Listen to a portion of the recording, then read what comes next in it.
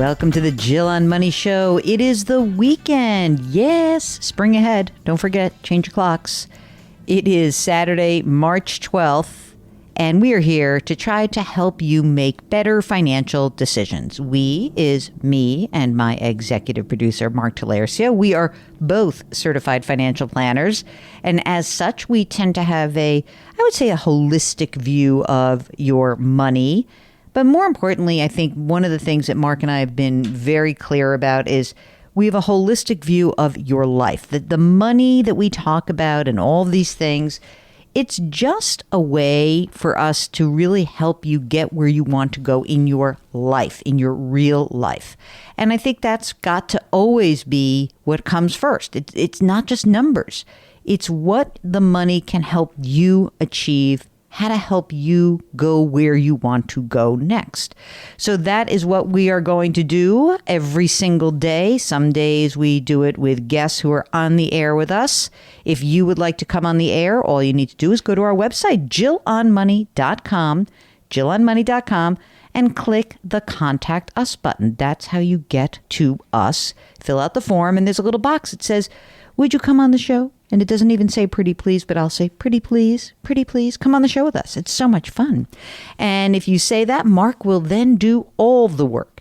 Today, we're talking to Barry from Pennsylvania. Let's see what's on Barry's mind. Hey, Jill. Thanks for taking my call. No, happy to do it. What's up? All right. Here's our situation. All right. I'm ready. My wife and I, I'm 56. My wife's 55. Mm-hmm. We're both self-employed. Mm-hmm. Now till about 60, we would like to cut back to like part-time. Oh, look at you. And then at 60, we either retire or continue working if we want to. Tell me that you have saved $1 bazillion so we can make your plan work. Okay, I'll go through what I have here. Okay. Tax-sheltered IRAs, etc. Mm-hmm. We have about $1.3 million. Okay. Non-tax sheltered, we have about $150,000 in stocks. Okay. $120,000 in cash, and we have 2 investment properties. Oh. Which give us about $20,000 a year clear. And you would keep those. In other words, those you would plan to keep in retirement or sell those? As long as they don't become too much of a headache. Couple things. The investment properties, how much are they worth right now? Combined about $450,000. Is there a mortgage outstanding on them? We have one mortgage for our primary home and everything. So Okay. It's all bundled into one. Okay.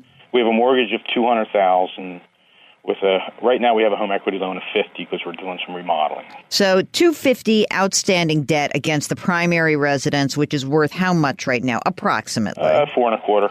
4.25. Would you want to stay in that home? Is that like the place where you really want to live out the rest of let's say the early part of retirement at Early least? part probably, latter part probably heading south. Okay. Any other debt besides the mortgage? No. Okay. How much do you think you need to live in the part-time period? Like, if you worked part-time, would that cover would you work just enough to cover your costs, but you wouldn't save much more?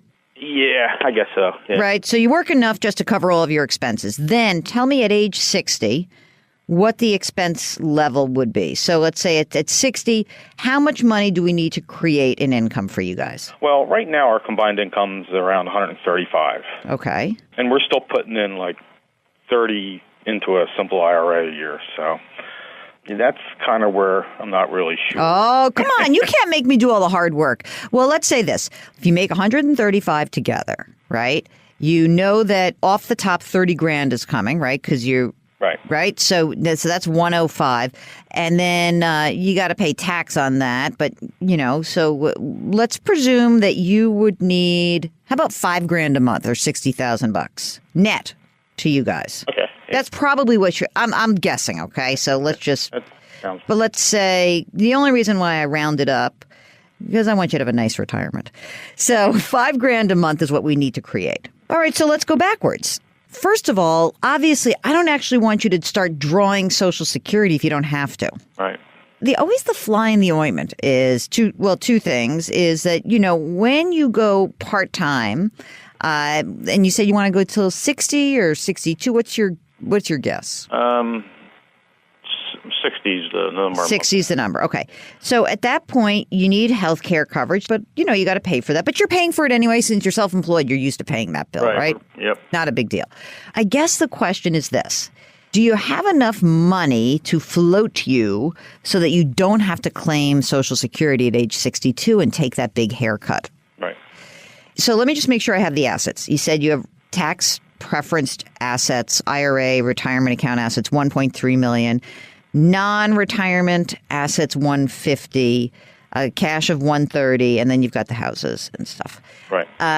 Okay. What we know is that you need 60, 20 you'll get from the rental properties. So now we need 40 grand a year. So what you could presumably do is say, well, my non-retirement assets of $150,000, I could use that for a few years, hopefully stretch that out, and make that 4 years worth of coverage to get me to my Social Security retirement age. It's not quite enough, but maybe I could convince you to work till 61. So basically, plan on spending down the non-retirement assets so that you don't have to claim Social Security early. Right. All right? Okay. So let's assume that. So let me just give you one thing. So in the next 5 years or 4 or 5 years before you guys actually do plan to call it quits, one thing I would suggest is we want to beef up those non-retirement assets a little bit. I would almost prefer you. I know this sounds crazy because you're probably doing a lot of tax deferred stuff and it's important. But I mean, if you can, a little extra money in that account's going to help you because you're going to need to drain some of your money. Okay. Mm-hmm. Did you say you have any Roth accounts or was just all? We have like 40,000 in Roth. Okay, that's fine. All right. So now here's my back of the envelope calculation. You retire when you're 60. You use those non-retirement accounts first. Now, I'm not saying the cash because you have an emergency reserve fund. You said about 130 to 125, 130, right? Right. Don't touch that. That I still want you to preserve. But the non-retirement assets, that's what I want you to spend to come up with the money that you need to survive so that you don't have to claim Social Security benefits early. Okay? So you use that first. You can dip into your retirement assets.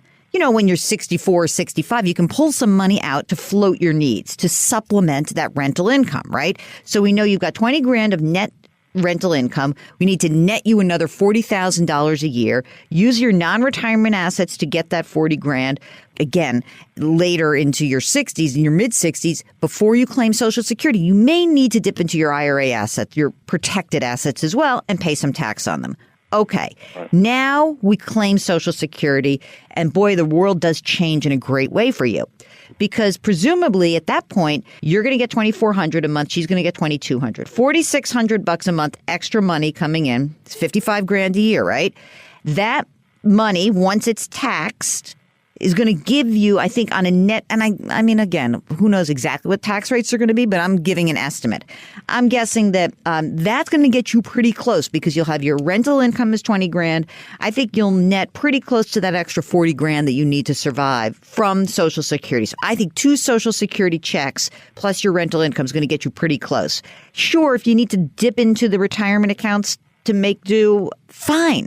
Because by the time you retire and you're in 66 and 8 months, those retirement assets are going to not be 1.3. They're going to be at least $1.5 million. They're probably going to be more.